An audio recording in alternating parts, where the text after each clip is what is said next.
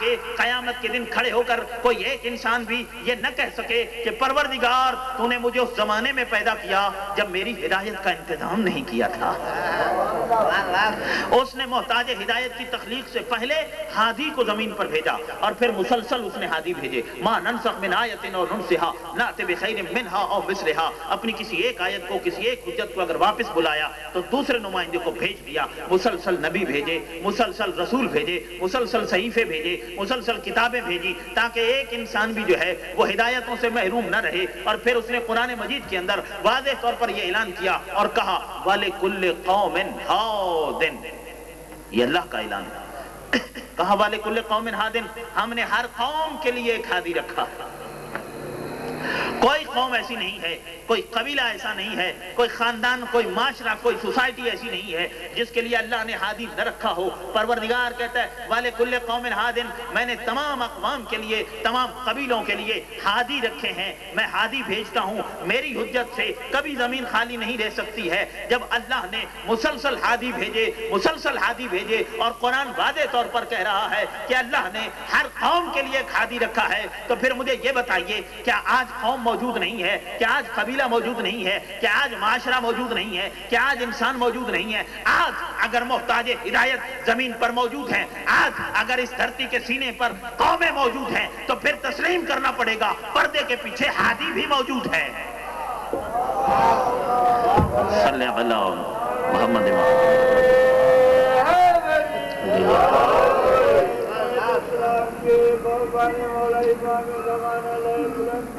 صلی اللہ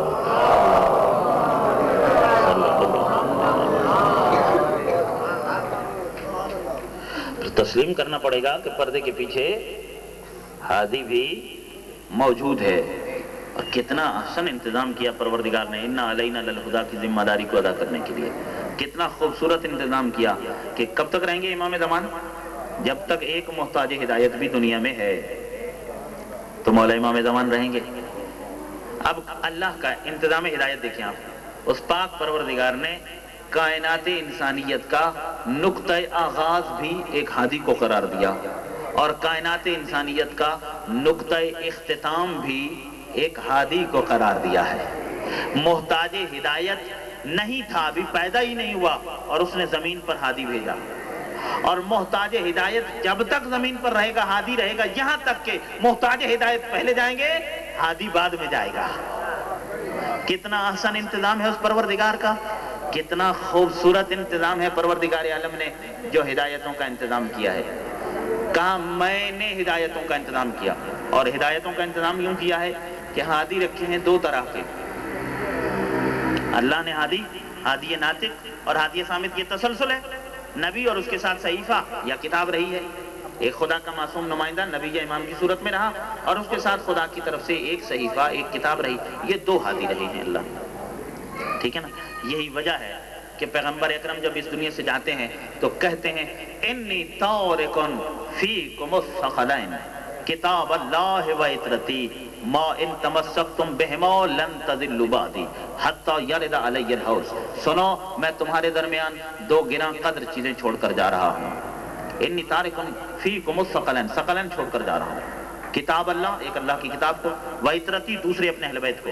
کیوں؟ اس لیے کہ یہ جو اللہ کی کتاب ہے یہ ہادی صامت ہے، اور میرے جو اہل بیت ہیں یہ ہادی ناطق ہیں، اور یہ اللہ کا انتظام ہے۔ اس نے کہا اِنَّ عَلَيْنَا لَلْہُدَىٰ، ہدایتیں دینا میری ذمہ داری اور میرا فرض ہے، اور یہ اس کے فرض کی ادائیگی ہو رہی ہے۔ اور سنیں اللہ کا رسول امین ہے، اور ایسا امین ہے کہ مکے کے کافروں نے بے شک اسے رسول نہیں مانا، بے شک اسے نبی نہیں مانا، لیکن ہر کافر آمنہ کے لال کو امین مانتا تھا، صادق مانتا تھا، رؤوف مانتا تھا، رشید مانتا تھا، غفور مانتا تھا، خلیق مانتا تھا، شفیق مانتا تھا، محسن مانتا تھا، مہربان مانتا تھا۔ نبی نہیں مان رہے تھے لیکن کردار تسلیم کر رہے تھے، اس کے تقوی کو تسلیم کر رہے تھے۔ حد تو یہ ہے کہ مکے کے اندر کافر اللہ کے رسول کے قتل کا منصوبہ بنا رہے تھے، اور 40 کافر قبیلوں کے 40 بہادر ترین افراد کا انتخاب اس لیے کیا گیا کہ آج محمد کی زندگی کا چراغ گل کر دینا ہے، لیکن انہیں اس بات کی کوئی فکر نہیں تھی کہ ہماری جو امانتیں محمد کے پاس پڑی ہوئی ہیں ان کا کیا ہوگا۔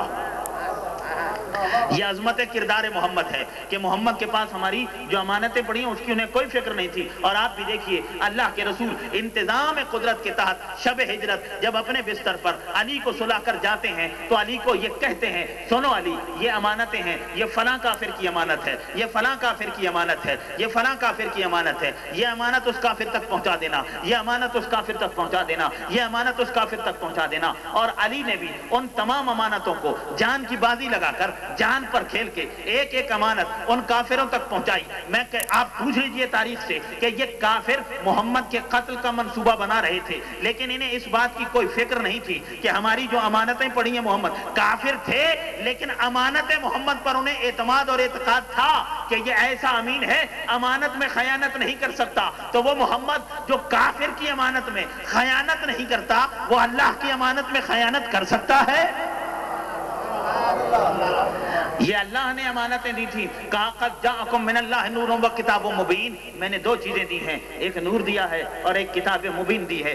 یہ دو امانتیں محمد کو دی تھی اللہ نے. اب رسول کی ذمہ داری تھی جیسی امانتیں اللہ نے دی ہیں اسی شکل و صورت میں امت کے سپرد کرے. کہا انی تارک فیکم الثقلین, یہ دونوں امانتیں میں امت کے سپرد کر رہا ہوں, کتاب اللہ بھی دے رہا ہوں اور اہل بیت بھی دے رہا ہوں. یہ اللہ کی دی ہوئی امانتیں ہیں اور اللہ کی دی ہوئی امانتیں جس طرح اللہ نے دی تھی مصطفیٰ اسی طرح امت کو دے دی.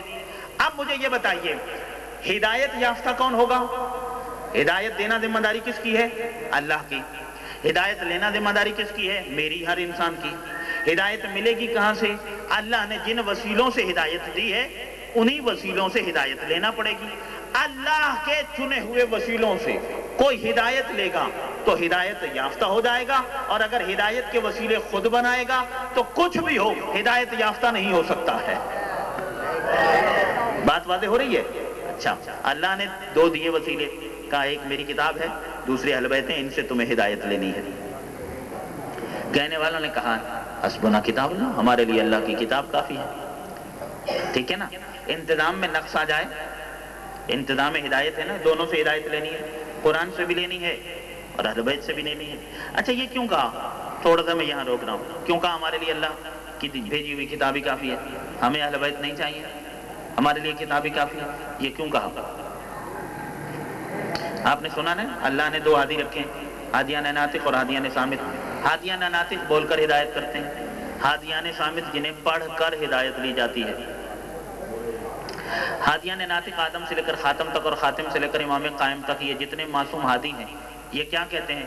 کوئی چوری کرے تو اسے منع کرتے ہیں کہ چوری نہیں کرو, تم نے غلط کیا ہے.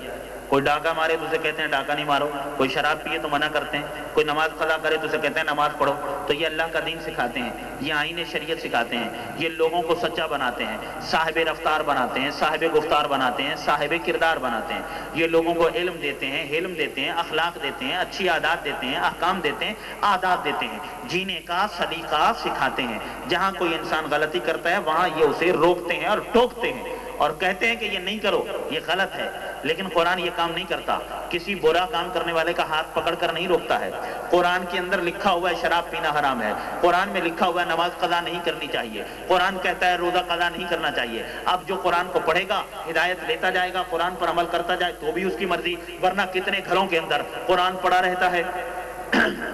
ہر گھر میں قرآن موجود ہے نا, صدیوں سے قرآن کی نگاہوں کے سامنے قرآن کی نافرمانی کی جاتی ہے, گناہ بھی کیے جاتے ہیں. قرآن گھر میں ہے اور قرآن کہہ رہا ہے نماز پڑھو, لیکن لوگ نماز نہیں پڑھتے ہیں. گھر کے اندر قرآن پڑھا ہوا ہے, قرآن کہتا ہے جھوٹ نہیں بولو, لیکن لوگ جھوٹ بولتے ہیں. گھر کے اندر قرآن موجود ہے, قرآن کہتا ہے کہ یہ بدعمالی نہیں کرو, لیکن بدعمالی کی جا رہی ہے. اس لیے کہ قرآن ہاتھ پکڑ کر نہیں روکتا ہے. قرآن تو ایک بات سنا رہا ہے اور اس نے سزا بھی بتا دی ہے. اب لوگوں کو پتا ہے کہ یہ سزا آخرت میں ملے گی, یہ جہنم کا جو عذاب ہے یہ آخرت میں ملے گا. آخرت کس نے دیکھی ہے؟ قرآن منع کرتا ہے, ہاتھ پکڑ کر نہیں منع کرتا, زبان سے نہیں ٹوکتا ہے. لیکن اہل بیت وہ ہیں جو برائی پر زبان سے بھی ٹوکتے ہیں اور ہاتھ سے بھی روکتے ہیں.